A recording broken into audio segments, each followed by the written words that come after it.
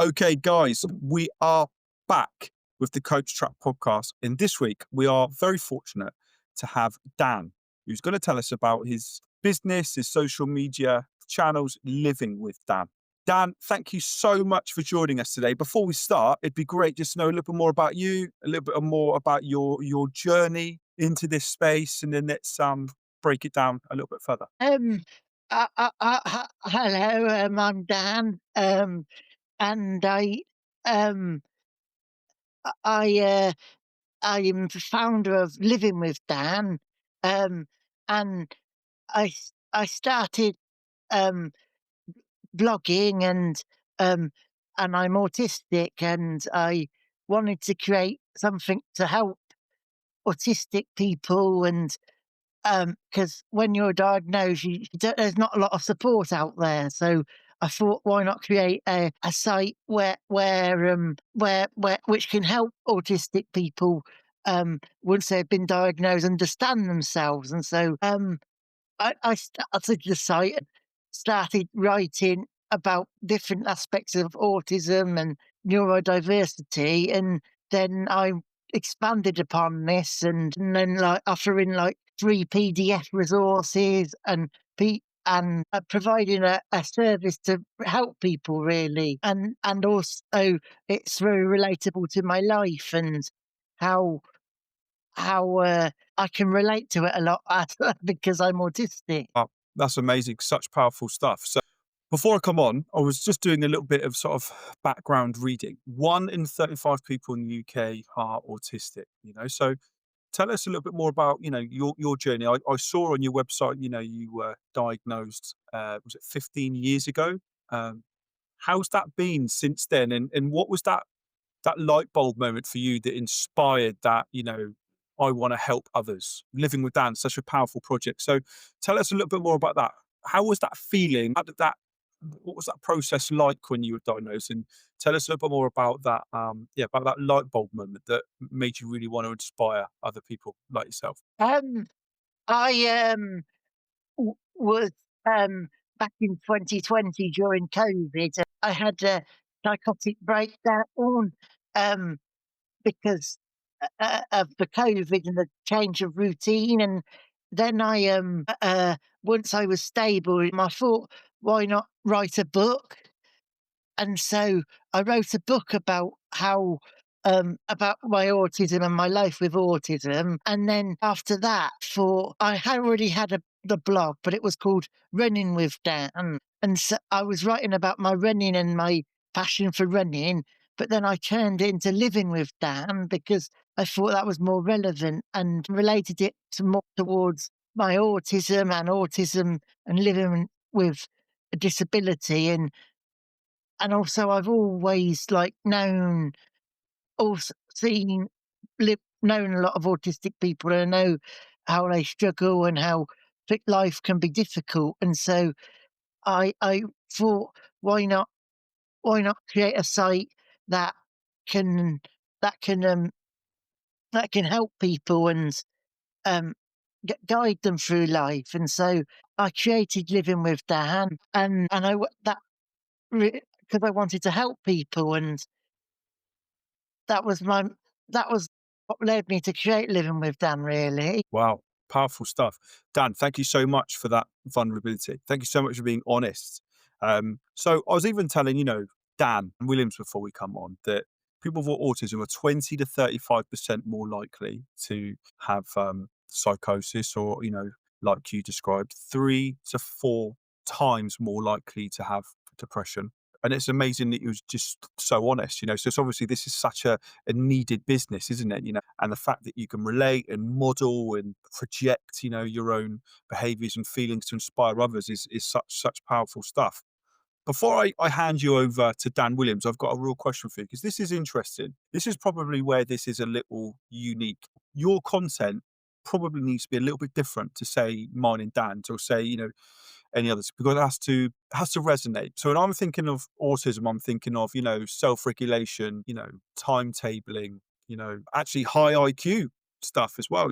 So tell me a little bit more about like what content you feels work, what sort of information you try to put out. I think a lot of my content has to have a form of an emotion behind it. So, like sad, happy, and excited. And to really spark a person to read that content, they have to relate to it and find it personal. And I do that through emotion. And but everything I do is driven through an emotion and how people can relate to that. And I think that's the most important thing is to tell a story behind my content and drop to click and read my stuff through my telling the stories and telling my own personal story. And uh, Super, super powerful stuff. I love that. The idea of storytelling, the idea of being relatable for so many. Dan Williams, I know you're desperate to get your teeth into this. What would your ideas be behind that? How would your marketing brain work with a niche like this? Yeah, it's interesting, Dan. You actually talked about emotion. I wrote down before this, there's three reasons that people actually click. So one is curiosity, two is relevance, and three is actually emotion. And obviously, you've already got a lot of emotion behind it. You've got a reason to do this, and that's kind of your unique selling point. You're also very relevant to the people that you need to be relevant to. So the people with autism or the people struggling with different things. The curiosity, I think, is what is lacking at the moment because you're being a little bit in your content, you're sharing useful insights, but they're all dotted about, they're quite random, sporadic. That's the word I'm looking for. So I think what would need to change is basically um, you be more specific with who you're actually targeting. So obviously you're targeting autistic people, but what you've got to think about who is going to see your post. So obviously you want new people to see your post. When new people see you, they're not automatically knowing that this guy Dan, he's got autism, he's helping me with autism. They don't know that yet. So that you've got to tell them, you've got to remind them in each post.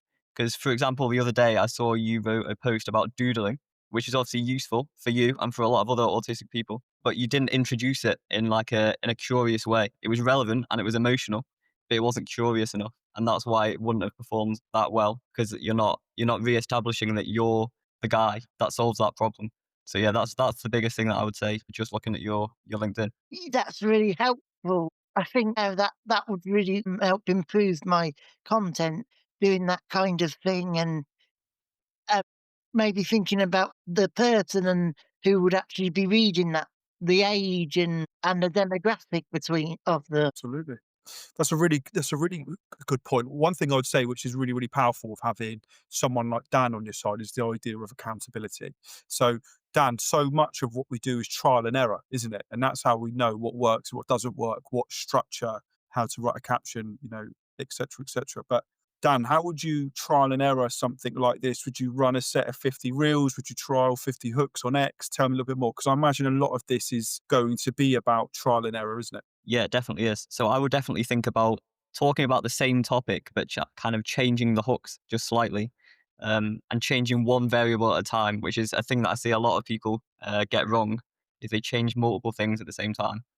So they don't know what's actually made the post perform well or perform worse, which is obviously the point of the experiment. So you change one thing. So for example, your hook could be something like the biggest lesson I learned from psychosis in 2020 was XYZ. And then you could change that to something slightly different. For example, starting the sentence with "I learned in 2020 about my psychosis XYZ," and it's just little things like that is actually going to change quite a lot about who is going to keep reading. Because obviously, people are very dopamine addicted. They scroll a lot of TikTok, a lot of reels, and you've got to catch their attention pretty quickly if you want to really resonate with them. But the biggest thing really is putting in your hooks that you're going to solve a specific problem. So with the doodling, for example, you could have changed that hook to something like, "This is the technique that made my autism symptoms disappear for 15 minutes," or something like that. I mean, I don't know, but something like that is going to promise kind of a benefit to the post, and it's obviously going to attract the right people, which is the people with autism or the people who are interested in autism, and the people who aren't are going to keep scrolling, and that's really what you want. We're not really trying to go viral. We're trying to attract the most relevant people that you can help later on, potentially with a coaching or anything like that with a blog. That's really important. Yeah. Yeah, that's helpful. Changing like small elements of the post to attract some to attract a specific person. True. It's true. Okay, Dan Williams and living with Dan. I've got a question for maybe both of you, but I'll start with living with Dan first. So we've had guests on before, and we've realised for a long time there's many different ways to boil an egg, if you like. So coaching can come in many different forms. It doesn't just have to be one-to-one sessions. It can be an audio book, a YouTube channel, etc., etc. The list goes on. So what is the best format for you with this, with living with Dan? Is it one-to-one sessions? Is it a program? Is it YouTube? Is it a book? Tell me a little bit more about that. So, and also remember, you're obviously looking for a very specific niche, aren't you? 1 in 35 people have autism. They'll learn a little bit differently, or they'll take on information in a better way with a certain method. Tell me a little bit more about that. So what's the best way to put this across and to work with your clients? Well, I have my book, and I'm also going to start creating resources for people to download, but at a cost, like PDF files that people can download. Just created like a roll the dice game to help people with small talk and like an icebreaker game and that kind of thing. And then also I'm planning on doing talks to societies and schools to raise awareness of what autism is, and then also affiliate marketing is another area that I'm exploring, and adding resources, products people can buy through affiliate links. Wow, I love that. I can see Dan Williams is desperate to get involved in this. Dan, any suggestions, any ideas? I know I would have a few myself, but where would you take this? What would you do with it? What would be your best angle to put that out? Yeah, I think with the kind of PDFs and the kind of low ticket offers, affiliate is a smart idea. We haven't talked about this actually before, but obviously that means that you don't have to build your own audience too much. You can kind of piggyback off people who've already built that audience and have already got a lot of those interesting people that you're trying to target. They've already got them in your audience, in their audience, sorry. Normally we work with people who are going for one-to-one sessions, which obviously means that you don't need as much of an audience, but you do need kind of the skill and the time to work with people one-on-one. But with the affiliates, you obviously don't. It's not time constrained. It's basically constrained by how much resource you can actually do and how many affiliates you can get. But yeah, I think that's a really smart idea. I haven't really got much to add to that, but yeah. So for me, I would have a good idea with that, Dan. We've helped people before that have made audio courses, haven't we?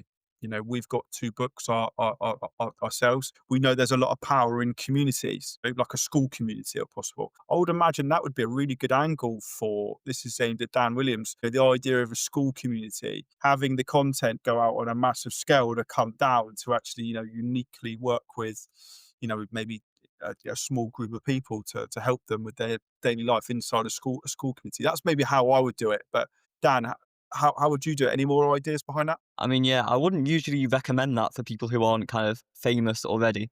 But with this, because it's such a small niche and because Dan's story is actually so powerful and unique and it resonates with the right people, and you don't see a lot of people talking about it either. So it's kind of, there's not that much competition. I think a community could be a really good idea because that's going to allow you to not only build the testimonials and the kind of social trust that is required, but it's also going to, you could potentially use that to piggyback into one-to-one coaching sessions and stuff like that because you already have people's contact details and it keeps the door open for multiple things. So yeah, good idea. It's a great idea. Yeah. So we use the community for what we do, Dan, don't we? To nurture, if you like, where they come down and down and down. We offer a community space and we use that as our best opportunity to highlight high ticket or certain types of options. But I feel that would be a great option here, isn't it? And the great thing about a school community is it's such a low cost for the actual creator to do. I think I was looking the other day, from what I was looking at, it's $9 a month to run it. And it handles all the transaction fees, all the data, all the organising, etc., etc. It's such an easy, simple process to go through. That's how we would do it, where the content would be put out on a mass. The idea of the bird of paradise dance stand that we call it, or fishing net, and then it comes down and you send them all to a community, and from them you can send them to a book, course, or whatever, if that makes sense. So they all come into like a central system, and then push them out. How would that fit with living with Dan? You know, do you think a community would be a good way forward? I think that'd be an amazing setup, an amazing experience for like-minded people, Dan. What do you mean by a community? That's a You good said it was question. 9 pounds. Yeah. Dan Williams, over to you. Yeah, that's interesting. I mean, the other day we had someone who hadn't heard of X before, and we've got someone who hasn't heard of a community. So that's really good. We're gonna educate you. Hopefully, you'll get some value out of this. So a community is basically the setup is that you will post content. You'll build some sort of audience on whatever platform you want to build on. And the community that Greg's talking about on School, this is a platform where people can join for a low price. For example, like £5 to £50 a month. And there's a lot of big communities on there where kind of the leader of the community or the creator of the community will share kind of more in-depth insights, which is going to be more useful. And with the content, the free content is just to funnel them into the community and basically call out the problem, show that you're the guy that can solve the problem, and tell them that you're going to solve the problem in the community, pretty much. And obviously, you do need quite a few people to be in that community. But as you said, affiliates are a great way to do that. They can talk about how certain sections of their audience would be, benefit from the community and stuff like that. So it's basically almost like LinkedIn, but with a specific number of people that you can let in and it's paid also. Yeah, So it's a bit like a Twitter community, but it is. yeah. It's an amazing thing. So this is how I would do it, Dan. And Dan Williams, feel free to join in. Every single bit of content that I would put out on every single platform. Living with Dan, I've noticed is got a vast range, isn't it? You know, it's on Instagram, X, LinkedIn, etc., etc. That goes vast, which is fantastic. Every single CTA, I would have to sign up to, a newsletter, basically a waiting list. I would use that newsletter waiting list to wait until you've got a certain number, maybe 10, 20, whatever it be, and then you're going to lead them up almost like a 30-day chain to bring them into a community. And then from them, it's just daily check-ins, really. They might come to you with, what would you do in this situation? What would you do with this? But for me and Dan in our community, we just drop in gems every single day. So whether for us, the coach trap is all about getting coaches to not fall into the coach trap. We know people, that have spent £30,000 on mentors, etc. For us, it's helping them on the daily, telling them about DMs, telling them about, how to write captions, etc., all for free. But the glory of a community is you can nurture them. So you can nurture them into, if you've got a book that's coming up, great. You've got a wait list, you send it to them. If you've got an audiobook, great, you send it to them. Or what we try to do is actually try to identify what ones we can really help, what ones we can really work with. For me, that's the best value of a community is it just brings them in a little bit closer. It gives you an opportunity to them to have a real eye on you and vice versa for you to watch them. Dan Williams, what's your thought on that? I think a community would be a fantastic option for living with Dan. And I think it's not about money though, is it, Dan? It's about, even though there is a monetary side to it, it's always for me going to be a low ticket, but it's always about nurturing those potential leads, getting to know people inside it. Yeah, it's definitely difficult to monetize it as your only thing. It's interesting that you talked about CTAs as well, which is something that I think is the big thing that Dan is missing at the moment is CTAs, so calls to action. So it means what are people going to see? They're going to see you. What are they going to do next? Basically, that's not clear at the moment because you're obviously creating useful content.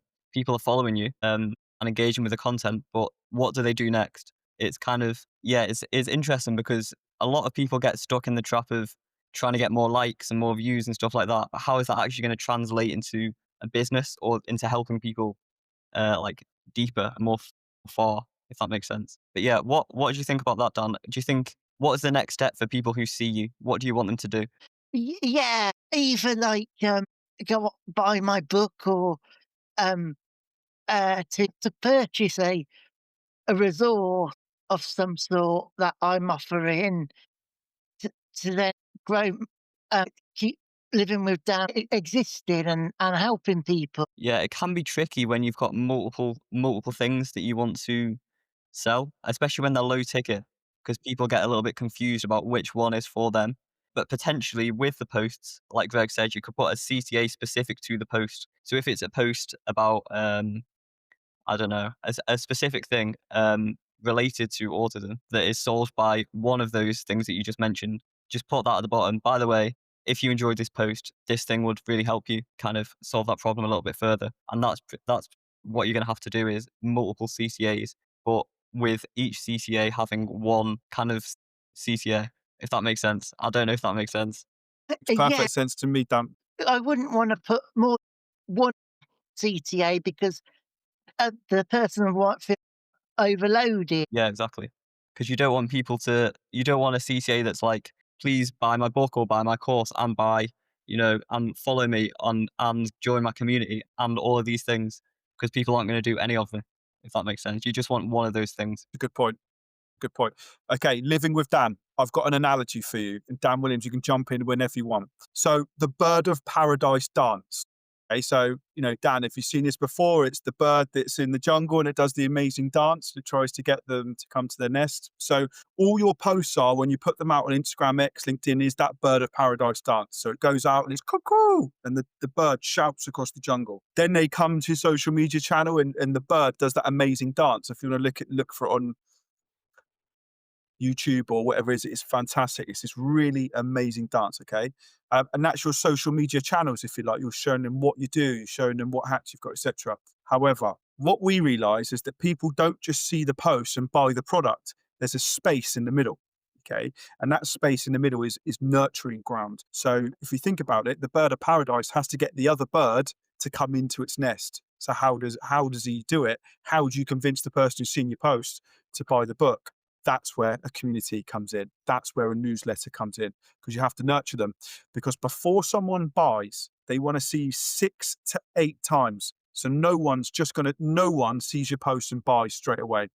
They want to see 6 to 8 times in between. And for Dan, for me, that's why a newsletter, that's why a community is so crucially important, valuable in terms of that conversion process, if you like. So living with Dan, I hope that analogy helps for you, but it's just thinking about that middle ground. It's thinking about convincing the other birds to come into your nest, if that makes sense. Dan Williams, anything you would add to that? Anything that you would maybe change? Yeah, I think that's a good description. I mean, Dan, what do you think about that? Have you got any more questions with the marketing side? I agree that people, when they come on my site, they don't know who I am, so they need to see more of me and understand me before they actually buy something from me. Absolutely. That's it. That's it. And Dan, that's why these short form reels are so great, aren't they, on podcasts? So one podcast, we can create 30 reels. It's the best way, I think, for someone to get to know you, if that makes sense, that you can create in such a short space of time. I would create 30 reels, maybe from 2 or 3 podcasts. On each CTA, I would lead it into a community or an email newsletter, and then you have an opportunity to nurture them, to let them know a little bit more about you, to let them know about what offers you've got coming out, etc. And that's a process that many people get lost in, isn't it, Dan Williams? That nurturing aspect, the actual convincing the bird to come and stay in your nest. So, Dan Williams, any final gems that you've got for living with Dan? Any other final points? Yeah, you're just giving me an idea actually with the podcasts. I think if you could get people into your community, they're going to be more likely to say yes to getting on a podcast with you. The chances are that those people in the community are going to be living with autism, or at least know people who are living with autism. You could get those people on a podcast with you to talk about some specific issue that you want to solve. And that could create reels for you and different content for you, ideas for you, which is quite important for us, Greg, that a lot of people come on the podcast and we actually find out that they don't know about certain things and they want to know about different things that we hadn't thought of before. And then we can post about it. And that's going to allow you to help more people. Also, especially with the autism thing, people want to consume content in different ways with autism. So potentially the audio or the video could be massive for you in attracting more of those people who don't maybe like to scroll LinkedIn or read it, if that makes sense. So yeah, I think podcasts would be brilliant for you. I actually did. I have a podcast already. It's called Living with Positivity. Wow, That love that. from Living with Dan, and I talk about autism, mental health, and people who've done positive stuff within the community. You should definitely share that more on the LinkedIn. Get those into clips, and especially if you've got different people on the podcast with you, that's going to kind of spice it up a little bit with the clips.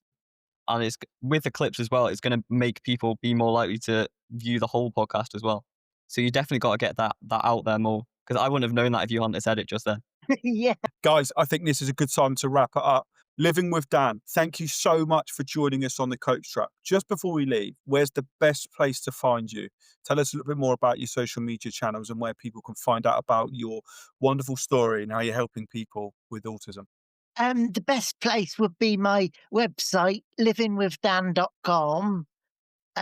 And I'm on all the social media channels. And that's the best place. Thank you for inviting me on. It's been really helpful. Living with Dan, thank you so much. It's been an absolute honour, a privilege to have you on it.